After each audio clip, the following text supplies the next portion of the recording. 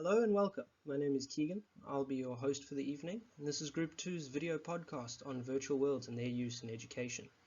Let's not let the learning get delayed any further, and with that in mind, let's get started. We begin our discussion with the current application of education within virtual worlds by starting out with application number 1, developing tools.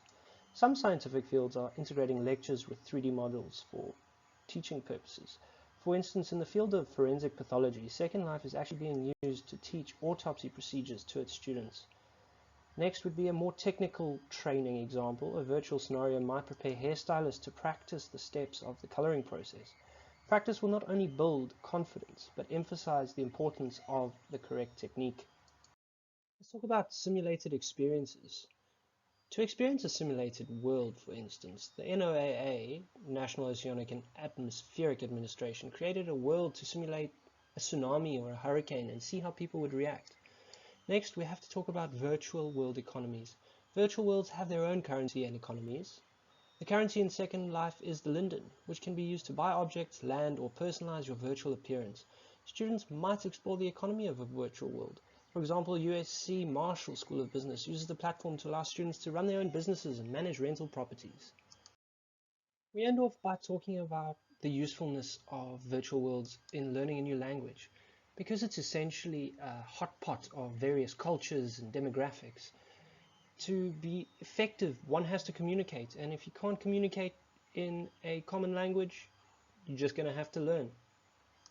The next purpose of our discussion will be talking about the advantages of using virtual worlds in education. Number 1, it provides outstanding visualizations that just aren't possible in the traditional classroom. Number 2, it creates a new form of interest. And 3, it increases the students' engagement. Now, they're all interlinked, but by using modern technologies such as virtual reality, as well as the fact that students are more accustomed to being digitally orientated these days, virtual worlds are very beneficial in this regard.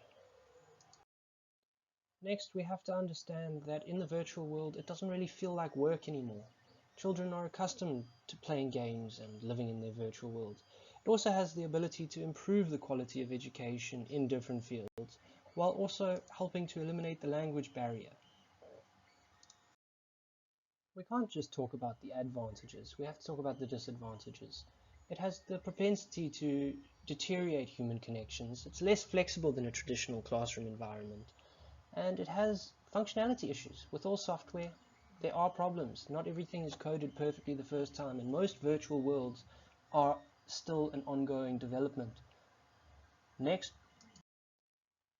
we must talk about some very important disadvantages, namely addiction to life in the virtual world, and how this may negatively impact people's ability to interact with real people in real scenarios in the real world.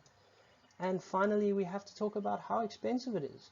If you want to get the best possible experience, you need some high-end hardware just to run and interact with people in this virtual environment.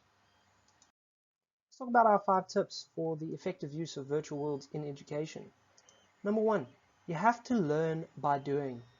The key to efficacy in the virtual world is interactivity rather than immersion. Virtual worlds allow the learner to visualize or enact learning scenarios through active engagement. Next is gamification. It's integral to make the environment as enthralling as possible. Add elements of gamification to promote team building, communication, and collaboration. Thirdly, you have to select your platform early on. It's essential to research the various options available and select the one that is most applicable to your specific demographic. Fourth, you have to make your teaching different. Make it less like the real world by moving away from social norms and traditional educational methods. If the virtual world is just a representation of the real world, it may actually be less effective than traditional education. Lastly, your virtual world has to be easy to navigate. To transition a learner into the virtual world, it must be as simple and straightforward as possible so that you can captivate them early on and make sure that they stay learning. Thank you very much for watching. Please find a list of references used in this video in the description, as well as a list of starter references so that you can get up and running in the virtual world. I hope that we've helped. Thank you and goodbye.